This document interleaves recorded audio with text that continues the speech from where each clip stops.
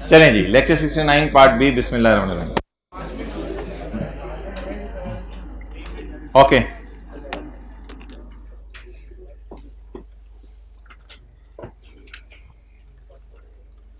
ये वाला कॉन्सेप्ट लेसी का जरा हम रिवाइज करते हैं।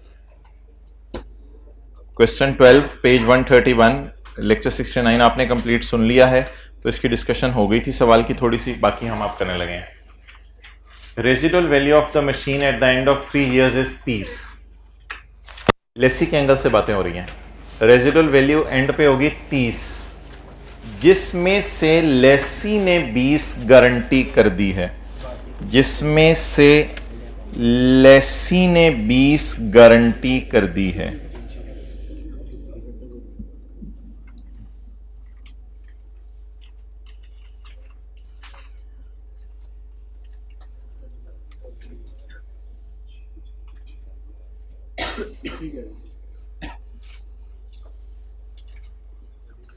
मैंने कहा था ये हमारी किताब का पेज नंबर है 40, निकालने की जरूरत नहीं, वॉल्यूम 1 है ही नहीं आपके पास। मैंने कहा था अगर लेसी खाली गारंटी कर दे 6, उसको जीआरबी ले लीजिएगा। अगर रेजिडुअल वैल्यू हो 15, वो गारंटी करे 10, तो फिर उसे मेरे ख्याल से गारंटी के मद में कुछ पे करना नहीं पड़ेगा, क्योंकि ऑलरेडी वो चीज 10-15 की बिक जानी है बाजार में, तो फिर गारंटी के मद में उसे 0 पे करना पड़ेगा। तो ये वाला सिनेरियो बन रहा था। रेजिडुअल वैल्यू, ये लेसी के एंगल से पढ़ रहा हूं, लेसर के एंगल से जब पढ़ूंगा फिर मैं बाद में बताऊंगा। रेजिडुअल वैल्यू लेसी ने समझा है कितनी है? 30। लेसी का अंदाजा है कि मेरी रेजिडुअल वैल्यू 30 है, जिसमें से उस 20 की गारंटी कर दी है।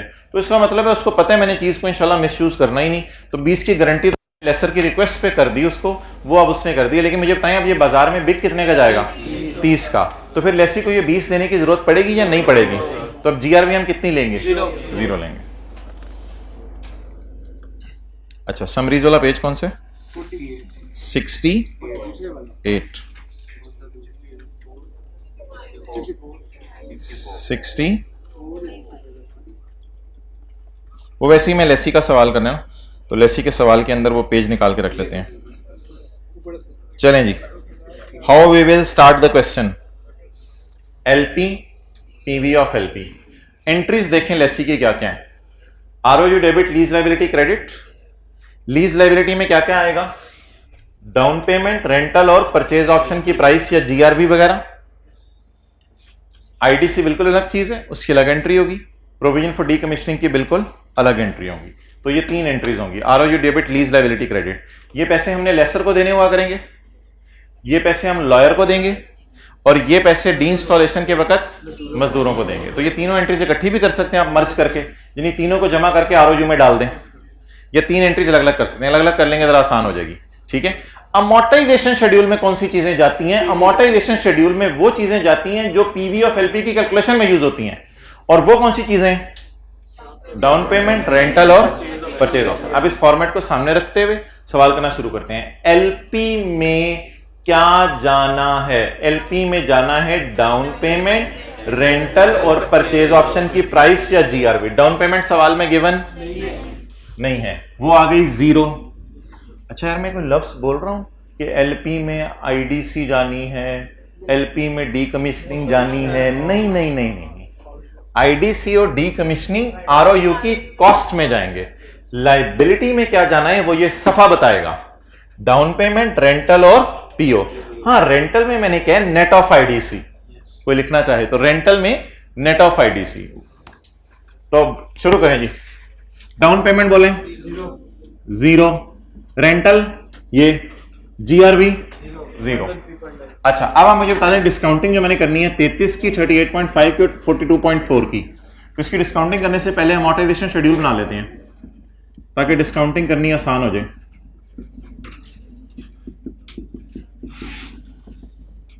यकम जनवरी 2020, पहली लाइन खाली। 33 या 35? 33।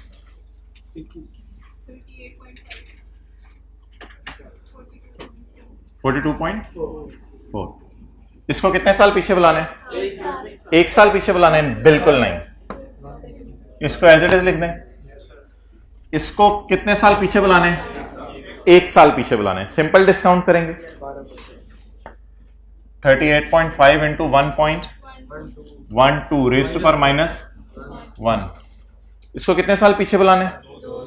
2 साल जी, into raise to power -2 is equal to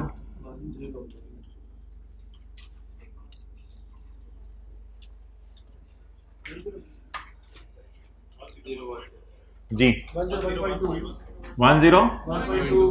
10.2। चलें नोट कर लो।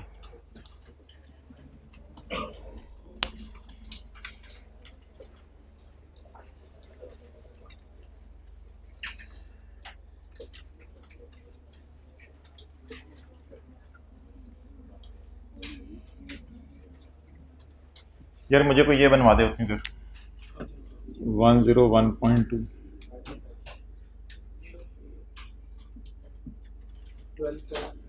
12 पॉइंट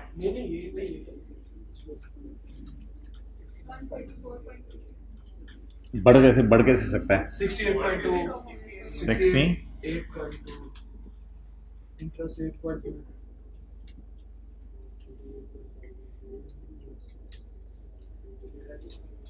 30.3 37.9 4.5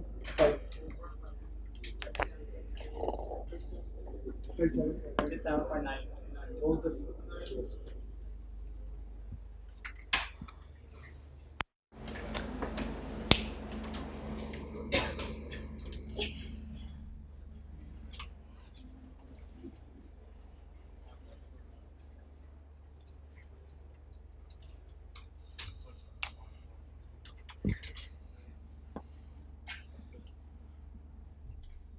आज हमेशा के लिए ये बात ख़त्म कर दें। डाउन पेमेंट को लेके जाना है, रेंटल को आईडीसी से नेट करके लेके जाना है, परचेज ऑप्शन को लेके जाना है, जीआरवी यूजीआरवी को लेके जाना है, इंस्टॉलेशन को लेके नहीं जाना, डी इंस्टॉलेशन को लेकर नहीं जाना, आईडीसी को लेकर नहीं जाना। ये चीज़ें पीवी ऑफ एलपी से ताल्लुक नहीं इनका ना। तो बजाय के ये याद करें कि कौन कौन सी यूजीआरवी कहाँ से आ गई लैसी में, बजाय के ये याद करें कि कौन कौन सी चीज़ें नहीं लेके जानी, बस ये याद कर लें कि कौन कौन सी चीज़ें लेके जानी है पीवी ऑफ एलपी में। रेंटल आईडीसी से नेट करके होगा ना, लीज इंसेंटिव से, इंसेंटिव बबलू सारे टेंटे में माशाल्लाह, रेंटल इंसेंटिव से नेट करके। अब जरा चेहरों पे तसल्ली आ गई, वो भी कर लेंगे।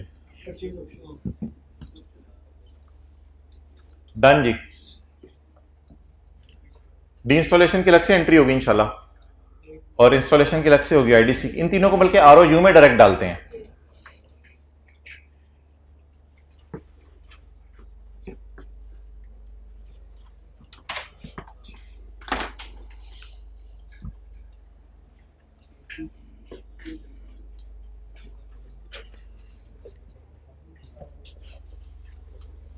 चलिए जी, पहले साल की एंट्रीज करवा दें।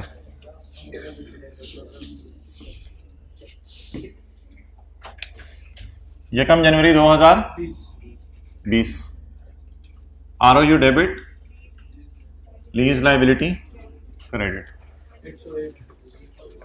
101.2।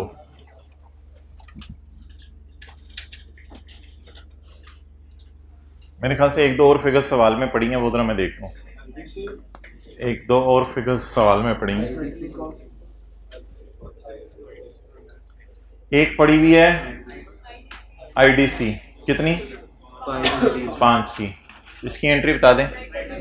Lawyer fees, asset debit cash credit, lawyer fees. अच्छा, आपने इसमें इंटरेस्टिंग बात क्या नोट की है? नहीं, ये सारी लेसर को पेमेंट्स है, ये सारी लेसर को पेमेंट्स है। ये इंटरेस्टिंग बात है इसमें। ये लेसर को नहीं देनी, लॉयर को देनी है। ये मजदूरों को देने हैं इंस्टॉल करने के पैसे, डी इंस्टॉल करने के पैसे भी दोनों को देने हैं। ये सारी लेसर, इंसेंटिव भी लेसर से रिलेट करता है। अब तो शायद पक्की बात जहन में बैठ गई, इंशाल्लाह भूलेगी भी नहीं। अच्छा जी, आप बताएं भाईजान, अभी तो एसेट की कॉस्ट में चीजें डालते रहे हत्ता कि एसेट की जान निकल जाए। ROU डेबिट 5, ये किसकी एंट्री होगी? IDC। एक और चीज एसेट की कॉस्ट में डालनी होती है, वो आज मैंने आपको पिछले लेक्चर में बताई है, डिसमेंटलिंग कॉस्ट। अच्छा यार, डिसमेंटलिंग कॉस्ट तो है ना, ये लेसी का एक अपना ही चीज है, इससे लेसर का तो ताल्लुक ही नहीं। तो डिसमेंटलिंग को कभी भी लेसर के रेट पे ना कीजिएगा, चाहे सवाल में बता हो कि हमें पता भी है। डिसमेंटलिंग के लिए आपको हमेशा अलग से रेट देगा। तो डिसमेंटलिंग के लिए the discount rate of 12 may be used wherever required but not given. तो इसका डिसमेंटलिंग का रेट फिर इसी के ऊपर डिस्काउंट कर लेंगे। कितने परसेंट पे? 12% पे। अभी थोड़ी देर पहले मैंने एंट्री करवाई है, जरा किसी को याद हो? ROU डेबिट ना ना ना ना, ये तो 3 साल बाद पे करनी है, 3 साल बाद पे करनी है। करवाएं जी। 4 इंटू, पहले डिस्काउंट करें फिर डिस्काउंट बाद में खोलेंगे, पहले डिस्काउंट करें तो सही। 4 इंटू 1.2 कितने साल है? 1 2 3 साल की लीज है। तो कितने साल बाद एसेट लेसर को वापस करना होगा? 3 साल बाद डी इंस्टॉल करके। Raise to power minus 2.8। Done हो गया। ये एंट्री सिर्फ नहीं है बस आज, और इंसेंटिव रिवाइज हो गया। बस आगे खत्म करें। किस पहली एंट्री वो पेमेंट की करा दें। लीज लायबिलिटी डेबिट, नहीं इंटरेस्ट ना करें ना, क्योंकि लीज लायबिलिटी डेबिट,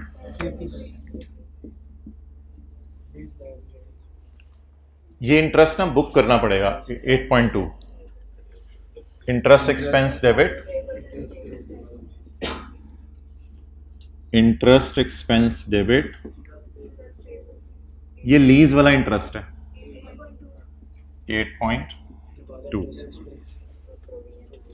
दो एंट्रियां बहने आपस में, एसेट को डेप्रीशिएट कराएं, प्रोविजन को बढ़ाएं। एसेट को डेप्रीशिएट करवाएं, प्रोविजन को बढ़ाएं, ताकि जब 3 सालों बाद मजदूरों को पैसे देने हो तो वो वहां तक लायबिलिटी पहुंची हो जहां तक हमें चाहिए। तो अब दो एंट्री बहने आपस में, ROU की डेप्रीसिएशन और प्रोविजन को बढ़ाना। 31/12/20। लो जी, पहला साल ही नहीं खत्म हो रहा। बोले बोले बोले बोले। Depreciation debit 1010 divided by 3.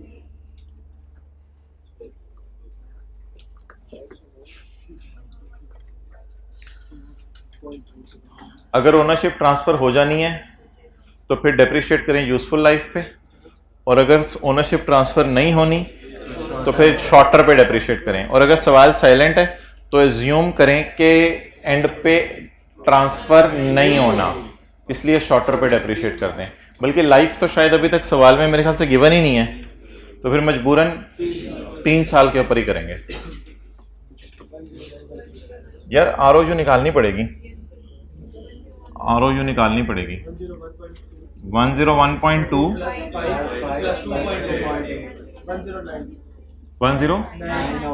Exact. ये फैक्टर कितने साल की डेप्शन दे देगा? 1 साल की। ये फैक्टर कितने साल की डेप्शन दे देगा? 1 साल की। हमें चाहिए भी 1 साल की। 36.3।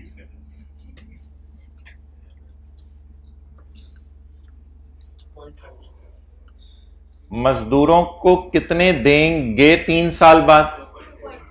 2.8 नहीं 4। तो 2.8 पे अगर ये लायबिलिटी नजर आती रही ये तो एक गड़बड़ है। इसकी जो अलग से एक एंट्री कोई कर लें। 31/12/20। जी बोलें। इंटरेस्ट एक्सपेंस डेबिट, ये डेबिशन और इंटरेस्ट बहने आपस में साथ साथ एंट्री हुआ करेंगी। प्रोविजन बैंक लोन टाइप कोई चीज है, बस इस पे इंटरेस्ट बुक कर लें। 2.8 इंटू 12%, 0.3।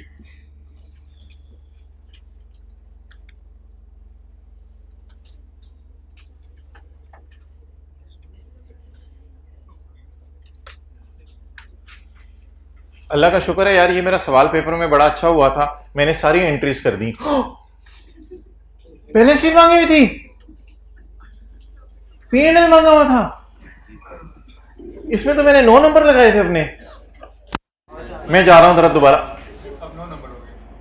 अब चांस है इसके पास 6 महीने बाद ना होता। क्या मांगी थी? प्रॉफिट एंड लॉस और बैलेंस शीट। P&L में बता दें क्या क्या जाएगा। P&L में डेफिशिएंट जानी है, ROU की एंट्रीज तो सोल्यूशन में आपको घर जाके नहीं मिलेंगी। डेफिशिएंट जानी है P&L में, इंटरेस्ट एक्सपेंस जाना है P&L में, इंटरेस्ट एक्सपेंस जाना है P&L में। अच्छा, ROU कितने पे जाना है? 109 माइनस 36.3। लीज लाइबिलिटी हमारे साल की पेमेंट के नीचे ये करंट में चला जाएगा और ये नॉन करंट में चला जाएगा। एक नई चीज वो मैं आपको बैलेंस शीट में शो कर दूं, वो है प्रोविजन। प्रोविजन क्रिएट कितने पे हुई? 2.5 ग्रो कितने से हुई? 3.1 नॉन करंट में डालेंगे, करंट में डालेंगे? भाईजान फिलहाल ना 2 साल रह गए हैं डिसमेंटल होने में, 1 साल तो गुजर गए ना, हम 31/12/20 पे खड़े हैं, तो 2 साल बाद ये पैसे मजदूरों को देने हैं। कोई मशवरा दे दें ऊपर क्या लिख लूं? नॉन। ये जरा नोट कर लें, ये नई चीज है। प्रोविजन फॉर डिसमेंटलिंग, 2 साल बाद मजदूरों को पैसे देने हैं।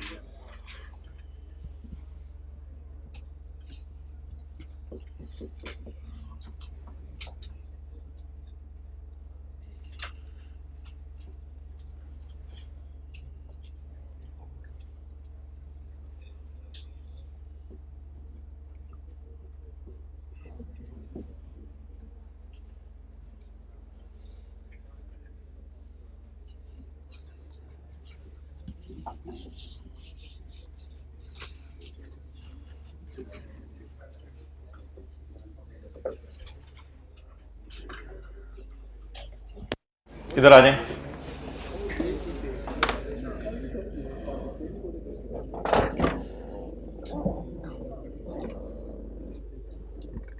पॉइंट नंबर बी, उधर रखो पहले कैमरा।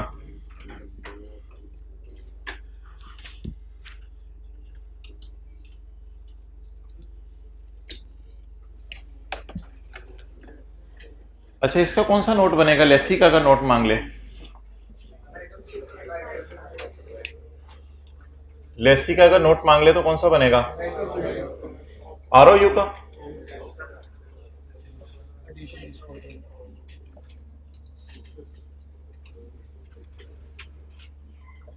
ऐसे ही हो जाएगा। एडिशन में डालेंगे, ओपनिंग में डालेंगे? एडिशन में डालेंगे। और अकम्युलेटेड डेप्रिसिएशन और depreciation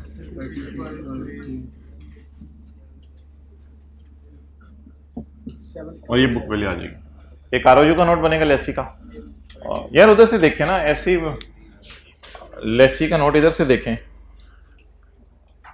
general description maturity analysis ROU का note just like IAS 16। General description maturity analysis reconciliation नहीं बनती इसमें, तो हमारे साल की पेमेंट के नीचे लाइन लगा देंगे। ये लेस देन 1 ईयर, ये 1 2, ये लीज का नोट बन जाएगा। तो ये पेजेस को ना जरा यूज करना सीखें। Next, using the information given in part A above, prepare the note in the balance sheet of lessor for 31 दिसंबर 20। 31 दिसंबर 20 का लेसर का नोट मांगा है। अच्छा, मुझे ये बता दें कि ये लीज फाइनेंस है जो ऑपरेटिंग है लेसर के एंगल से? लेसर के एंगल से। अच्छा, पहला सवाल, क्या तीसरे साल के एंड पे मार्केट प्राइस से कम में खरीद सकते हैं? कुछ ऐसा लिखा हुआ है? नो। क्या दूसरे साल के एंड पर? भाईजान बड़ी इंपॉर्टेंट डिस्कशन हो रही है, उधर वाले हजरात क्या तीसरे साल के एंड पर ये मुफ्त में हमें एसेट दे देगा लेसर? नो। क्या 3 को डिवाइड करूं यूजफुल लाइफ पे तो जवाब 75% से आता है पता नहीं, लाइफ मिसिंग है, लाइफ मिसिंग है। इस सवाल का जवाब आ नहीं सकता, नो या यस मैं नहीं बोल रहा, इस सवाल का जवाब आ नहीं सकता। चौथी चीज, फेयर वैल्यू सवाल में गिवन नहीं है कि मैं पीवीज को डिवाइड करूं फेयर वैल्यू से, पीवीज पकड़ूं मैं फेयर वैल्यू से डिवाइड करूं। सवाल वाला निहायत शहजादा था, ना इसने फेयर वैल्यू दी ना इसने लाइफ दी।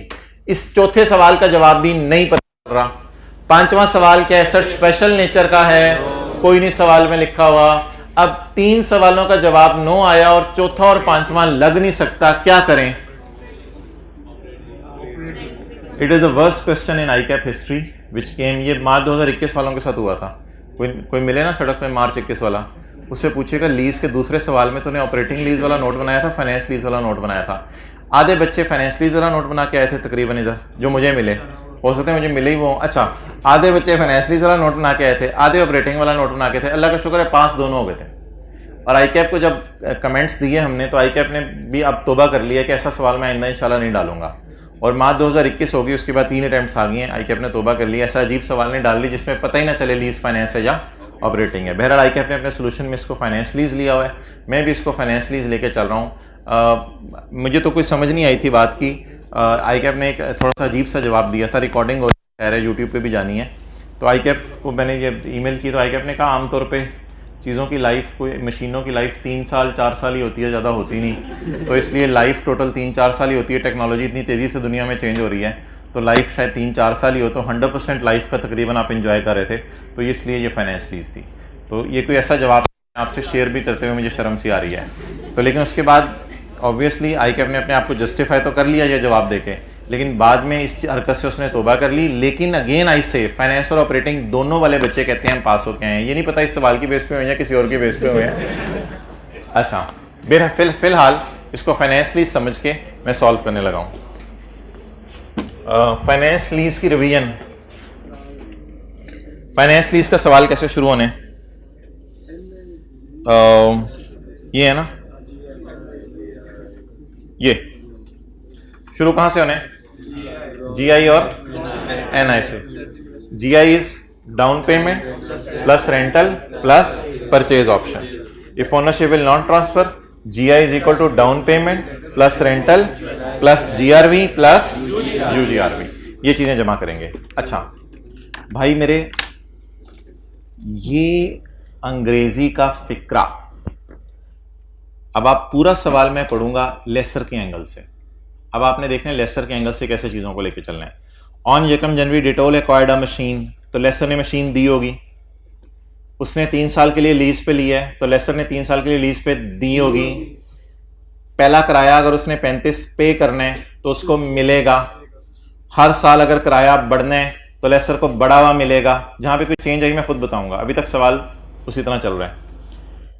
लेसी ने 5 रुपए अपने लॉयर दिए, ये एंट्री लेसर की बुक्स में नहीं करेंगे, ये तो लेसी का अपना खर्च है, आरओयू में तेरा अपना मामला है। अगर सवाल में दिया होता ना लेसर ने अपने लॉयर को पैसे दिए हैं, वो फिर लेसर की आईडीसी इस जनरल एंट्री में आती है, उधर जनरल एंट्री देख लें। लेसी ने पे किए, लेसर ने पे किए, लेसी ने पे किए, तो लेसर के लिए इसको आपने दोबारा नहीं डाल देना। लेसर के सवाल में पैसे गए ही बेचारे लेसी के हैं।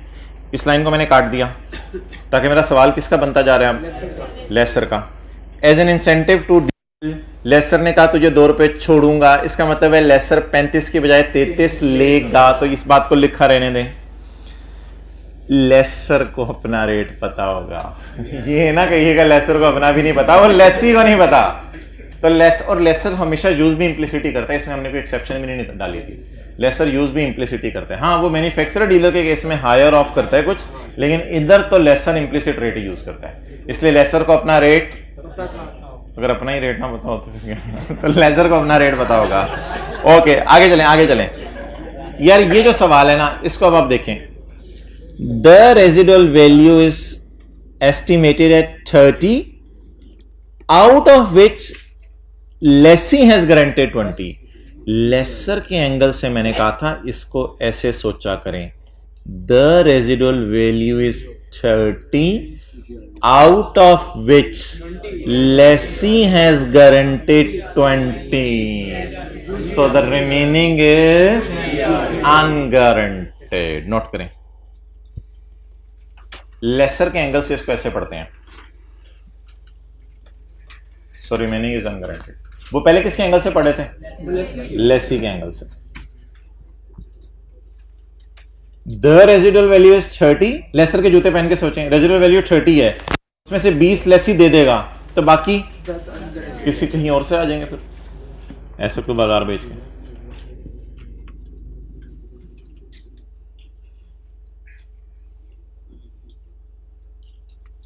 ओके, नेक्स्ट, ये जो मजदूरों को पैसे देने हैं डी इंस्टॉलेशन के, ये किसने देने होंगे? डीएल इज ऑब्लाइज्ड या डीएल मजदूरों की तरफ लायबल है? डीएल मजदूरों की तरफ लायबल है ना, डीएल लेसी मजदूरों की तरफ लायबल है ना, तो लेसी लेसर का आपस का कोई रिश्ता नहीं है। ये इसको भी क्या कर दें, काट दें। इस डिस्काउंट रेट को यूज करने की जरूरत नहीं, लेसर के लिए एक ही डिस्काउंट रेट है, वो ऊपर अवेलेबल है। अब ये हमारा डेटा हो गया सवाल का। अब हम शुरू करते हैं डाउन पेमेंट, रेंटल और परचेज ऑप्शन, बल्कि down payment, rental, GRV, UGRV. GI down payment, बल्कि जीआई को छोड़ें, एनआई। एनआई क्या होती है? PV of LP plus PV of UGRV. जी 38.5 प्लस, इनको डिस्काउंट करना है यार, साथ साथ पीवी करनी है, तो 33 इंटू लीज पेमेंट में क्या क्या आता है? डाउन पेमेंट, रेंटल और जीआरवी। अच्छा जी, down payment 0, rentals blue marker से मैं कर लेता हूं, लेकिन डिस्काउंट रेट कितना लगाना है? 11%। 33 इंटू 1 पॉइंट, इसका एडवांस है 33 plus 38.5 into 1.11 raise to power -1 raise to power -2 into 1.11 raise to power -2। ये क्या हो गए? रेंटल। जीआरवी यार अलग अलग जो है ना, मैन्युफैक्चरर, डीलर, लेसर में लिखा करें, इधर अलग अलग वैसे लिखने की जरूरत नहीं होती, कोई पीवी ऑफ यूजीआरवी अलग अलग लिखने की जरूरत नहीं होती। मैन्युफैक्चरर, डीलर, लेसर में अलग अलग जरूरत होती है। GRV 20 into 1.11 raise to power -3 3 सालों बाद, क्योंकि जीआरवी, यूजीआरवी और परचेज ऑप्शन हमेशा लीज टर्म के एंड पे आएगी। और UGRV 30 into 10 into 1.11 raise to power -3 124। ये 20 और 10 कहां से आया?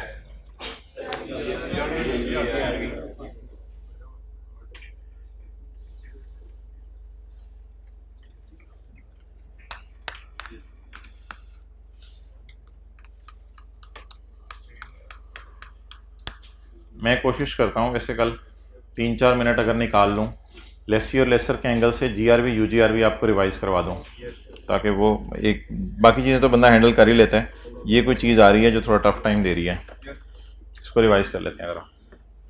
चले जी, अलग किसी को रेंटल तो आप कर ही लेंगे, डिस्काउंट रेंटल भी कर लेंगे। जीआरवी, यूजीआरवी में कोई गलत फिगर लिख देगा, क्या होगा? सिर्फ उतने से पोर्शन के मार्क्स कट जाएंगे। ये आ गई आपकी एनआई। अच्छा यार मैंने इसकी जनरल एंट्रीज कर रहा हूँ, लेकिन इसकी जनरल एंट्रीज जो है ना मैं कर नहीं सकता, लेकिन आपके रिवीजन के लिए मैं करने लगा हूँ इसकी जनरल एंट्रीज। लेसर ने बाजार से एसेट खरीदा होगा फेयर वैल्यू पे, ऐसा ही है, तो ये मुझे गिवन नहीं है, पहली एंट्री ये होती है। फिर लेसर ने एसेट किस पे दिया होगा? लीज पे दिया होगा। Lease receivable debit, asset credit, और लेसर की आईडीसी में क्रॉस नहीं लगाऊंगा, है ही नहीं, जीरो है। एसेट की फेयर वैल्यू मुझे सवाल में गिवन नहीं है। लीज रिसीवेबल बुक होगा एनआई से, कितना? चलें पहली एंट्री कर लें। पहली आईडीसी मैंने क्यों 0 लिया? सवाल में गिवन नहीं है। फेयर वैल्यू भी सवाल में गिवन नहीं है, लेकिन उसे मैंने क्रॉस लिखा है क्योंकि आईडीसी नहीं गिवन तो वो 0 है, लेकिन फेयर वैल्यू अगर नहीं गिवन तो वो है सही, लेकिन हमें पता नहीं है।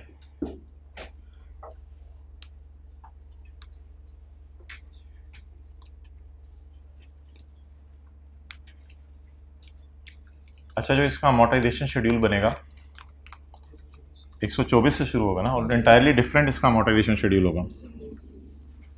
तो बस मैं अब आपको इसके सोल्यूशन से इसका नोट दिखाने लगा हूँ, फिर क्लास खत्म करते हैं। ये तो पहली जनरल एंट्री होगी। जनरल एंट्री जरा अपनी पक्की रखा करें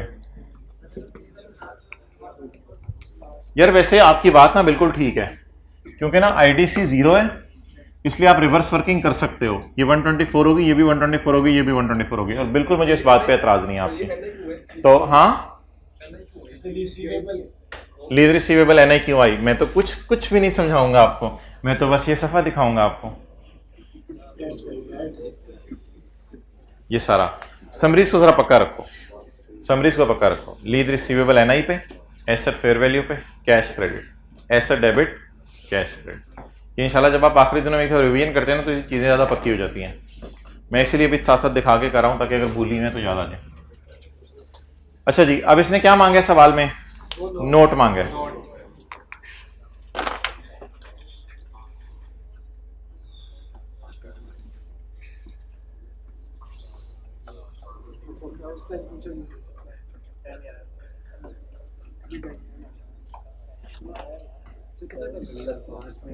बस खत्म हो गया अब।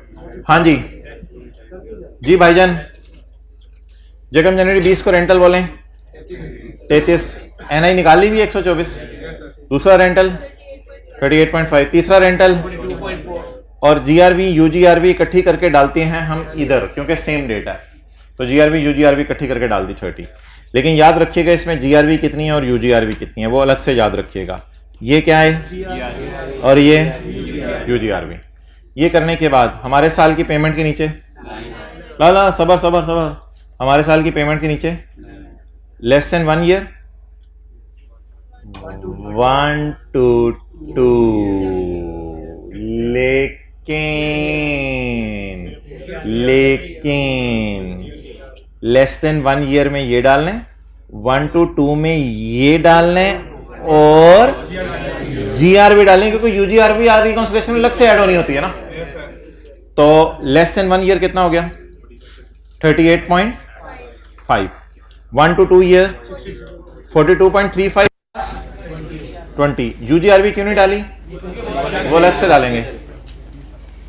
100.85 इधर आ गया, यूजीआरवी डाल दी 110.85, और ये क्या आ गया?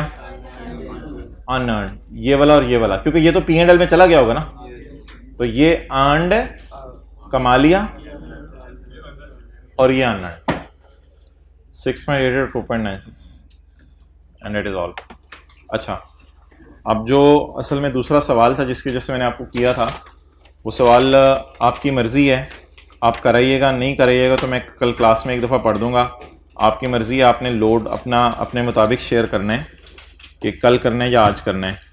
वो सवाल यहीं पर है। एक मिनट बस मैं दिखा रहा हूँ। कल करना नहीं, कल की क्लास के स्टार्ट में, कल करना नहीं होगा, कल की क्लास के स्टार्ट में मैं डिस्कस कर लूँगा। अबू बकर कितना टाइम लगेगा इसको ओपन होने में? ला सा नी, पेज नंबर 154 है किताब का, लेकिन आप लोगों के पास जो है वो किताब अवेलेबल नहीं है, आप लोग जो है वो नोट से देख रहे हैं। तो क्वेश्चन नंबर 6 अगर आप अपने सामने रखें, स्क्रीन ऑन नहीं है, समझ के पुराना ज़माना आ गया है, पेज 154। तो सवाल के अंदर सारा डाटा दिया हुआ है, सिर्फ लिख लें रेंटल मिसिंग है। क्या मिसिंग है? रेंटल मिसिंग है। तो चलें इंशाल्लाह, छोड़ें पर यार, कल करेंगे इसको। मैं कल क्लास के अंदर आके शुरू से बता दूंगा कैसे सॉल्व करना है। ओवर।